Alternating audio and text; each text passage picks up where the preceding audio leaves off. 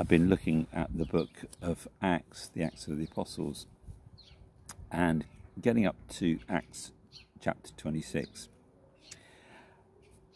Paul talks in this chapter to Agrippa and Bernice.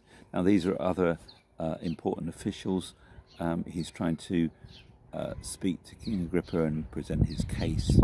And we see in these chapters of Acts, particularly around his trials, an opportunity for Paul to put forward his case very clearly, and it's spelled out. It's written out very clearly by Luke, the Dr. Luke, the author of Acts, and it helps to sort of unpack Paul's defence.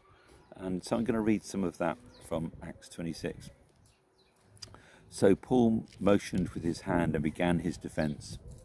King Agrippa, I consider myself fortunate to stand before you today as I make my defence against all the accusations of the Jews, and especially so because you are well acquainted with all the Jewish customs and controversies. Therefore, I beg you to listen to me patiently.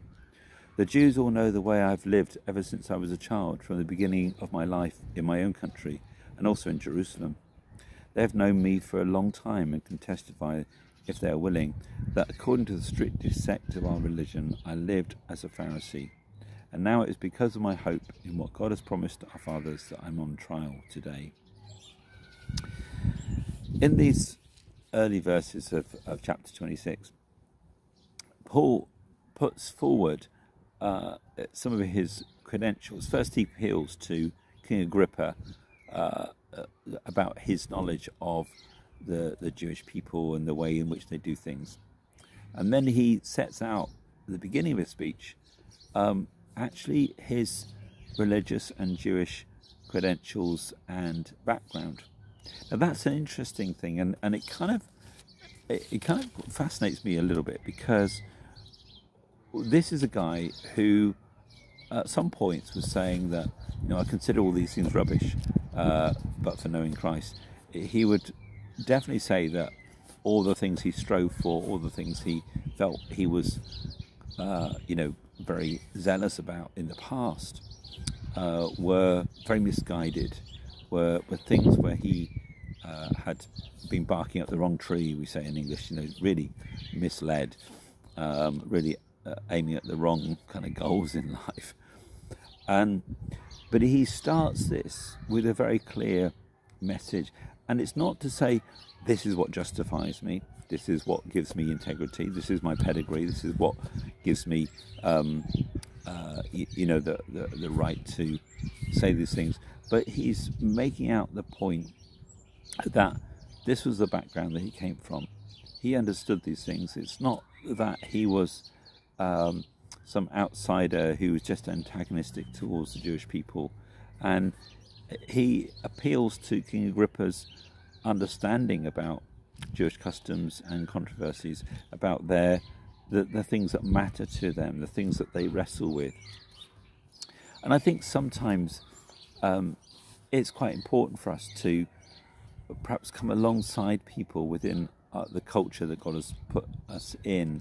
Maybe also for some people, if you've been called to a different culture, if as a Christian you're working out your Christian faith in a culture that's different to your home culture, your birth country, and so on, it's quite important to work out, how do I relate to these people?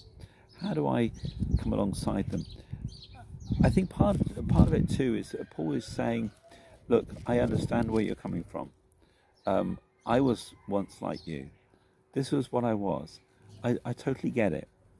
I was chatting to a friend recently, and it's a really lovely friend of mine, and he comes from the part of Bristol where I live. Now, I come from a different sort of background. I wasn't born and brought up here. I didn't go to school here. I wasn't someone deeply embedded in the council estate where I live. But he was very much from that background, and when I talk to him, I talk about somebody, and he kind of knows their uncle, and he knows their mum and their dad, and and knows the second cousin, and so and so that went to primary school together, and so on. He kind of understands the local culture very well. He grew up in it. He was talking to a group of lads just recently who I would be somewhat terrified of, to be honest. And he was just preaching on the street, and but he's saying, like, you know, I used to be doing exactly the things you did. I used to be taking drugs, and I used to be hanging out here and kind of causing trouble, and I was just like you guys. But Jesus has changed me, and I can come back and tell you Jesus has changed me. But I'm one of you. I'm not some sort of, you know, chap who's just appeared from another planet. But I'm as much part of this community as you are. But God has done something profound and changed my life, and I've come back to tell you about that. And I love that, and I find that a very powerful testimony. And I'm trying to learn the culture and the nature of my community and understand how it ticks. And, you know, sometimes it's a learning curve. Sometimes I've got to humble myself a little bit and not make quick judgments on people or on, you know, perhaps how they approach life. But we need grace sometimes to come alongside people in a different culture.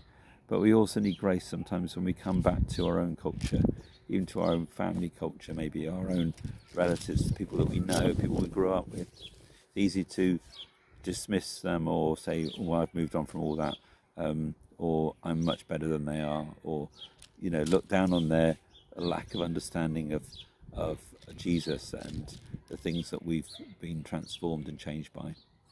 But it's good for us to sometimes say, you know what, but for the grace of God, it's the grace of God that's changed me. I was like you. This is what I was. I tried to do the same things. I tried to pursue the same goals. The same values that you have are the ones that I had. And God had to change my heart. God had to transform me. So I pray today that God will give us grace and humility to come alongside people with the humility to say that I'm like you. I'm no better. It's only God's grace that's changed me. It's only God's grace that gives me the right to stand up and say that this is the way to go.